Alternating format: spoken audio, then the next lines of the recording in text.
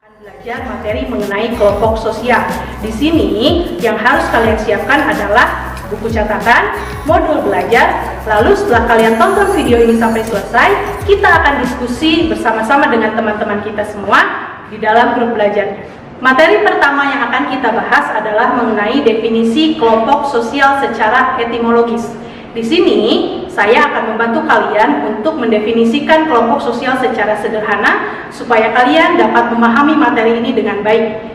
Untuk memudahkan kita dalam mendefinisikan kelompok sosial, sekarang kita buat dulu indikatornya dari dua kata. Yang pertama yakni kelompok. Sekumpulan orang, sekumpulan individu, lebih dari dua orang.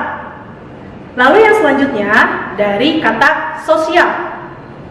Hubungan sosial, saling berinteraksi, memiliki ikatan kebenaran. Selanjutnya, yang akan kita bahas adalah mengenai dua definisi dari para ahli sosiologi untuk membantu kita memudahkan dalam membuat pengertian kelompok sosial secara sederhana.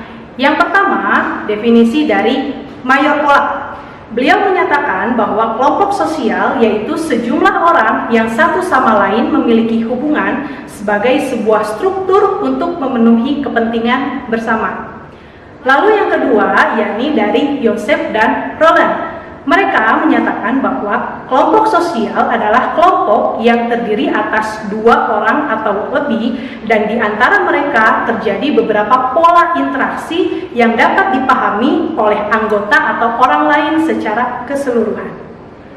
Setelah kita bahas indikator atau tolak ukur untuk mendefinisikan kelompok sosial secara sederhana, lalu tadi juga kita sudah bahas mengenai dua definisi dari para ahli sosiologi mengenai kelompok sosial. Sekarang kita buat kesepakatan bersama atau kita simpulkan sama-sama, yakni kelompok sosial merupakan sekumpulan individu yang melakukan hubungan sosial atau melakukan interaksi untuk menciptakan kesadaran dalam diri masing-masing sebagai kesatuan anggota kelompok.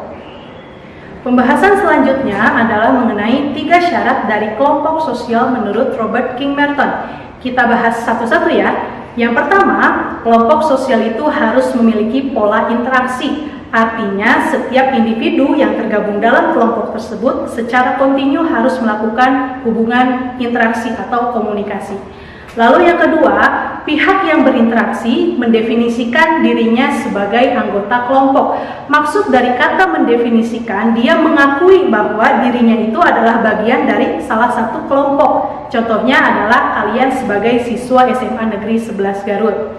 Lalu yang ketiga, pihak yang berinteraksi didefinisikan oleh orang lain sebagai anggota kelompok. Setelah kamu mengakui, kamu pun diakui oleh warga lain sebagai bagian dari kelompok tersebut. Buktinya adalah kalian memiliki kartu tanda identitas siswa SMA Negeri 11 Garut.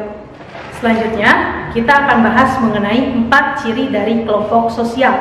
Yang pertama, kelompok sosial adalah satu kesatuan yang nyata, dapat dikenal dan dapat dibedakan dari kelompok sosial lainnya. Artinya, setiap kelompok sosial itu memiliki identitas atau tanda pengenal.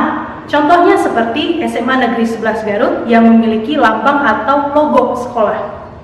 Yang kedua, tiap anggota kelompok sosial merasa memiliki kepentingan yang sama dan mempertahankan nilai-nilai hidup yang sama. Artinya, setiap anggota kelompok sosial itu mempertahankan setiap nilai-nilai yang sudah diwariskan secara turun-temurun. Adanya di mana? Contohnya adalah visi misi SMA Negeri 11 Garut yang selama ini sudah diwariskan dan dipertahankan nilai-nilainya. Lalu yang ketiga, yakni tiap kelompok memiliki struktur sosial karena terdiri dari individu yang saling berkaitan satu sama lain berdasar status dan peranannya.